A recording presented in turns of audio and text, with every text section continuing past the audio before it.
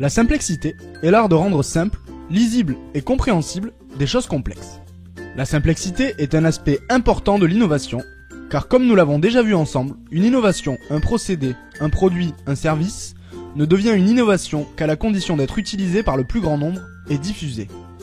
On favorise donc le succès d'une innovation en rendant la compréhension et l'utilisation intuitive et simple d'utilisation.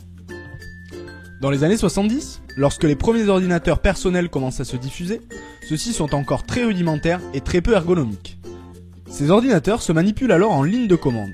Pour demander à l'ordinateur d'effectuer des opérations, l'utilisateur tape des lignes de commande sous forme de texte au clavier. L'ordinateur affiche en réponse du texte correspondant au résultat des commandes de l'utilisateur.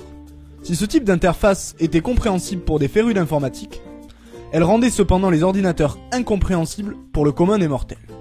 En 1977, Apple rencontrait le succès avec Apple II, le premier ordinateur personnel fabriqué à grande échelle. Cependant, Steve Jobs avait conscience que les interfaces complexes en ligne de commande empêchaient véritablement de s'adresser à l'ensemble des salariés à qui les ordinateurs pouvaient pourtant faire gagner en temps et en productivité. C'est au début des années 80 que Steve Jobs eut une révélation en découvrant une innovation développée alors par une entreprise appelée Xerox. L'équipe de chercheurs de Xerox avait en effet imaginé une interface graphique permettant de manipuler les objets à l'aide d'un pointeur manipulé par une souris. En utilisant les métaphores du bureau, cette interface permettait par exemple aux employés et secrétaires de comprendre facilement les fonctionnements d'un ordinateur en n'ayant plus à manipuler des objets en ligne de commande abstraite. L'ordinateur devenait un bureau qui contenait des répertoires dans lesquels étaient rangés des documents. Il suffisait de cliquer sur un répertoire pour l'ouvrir, puis de cliquer sur un document pour y accéder.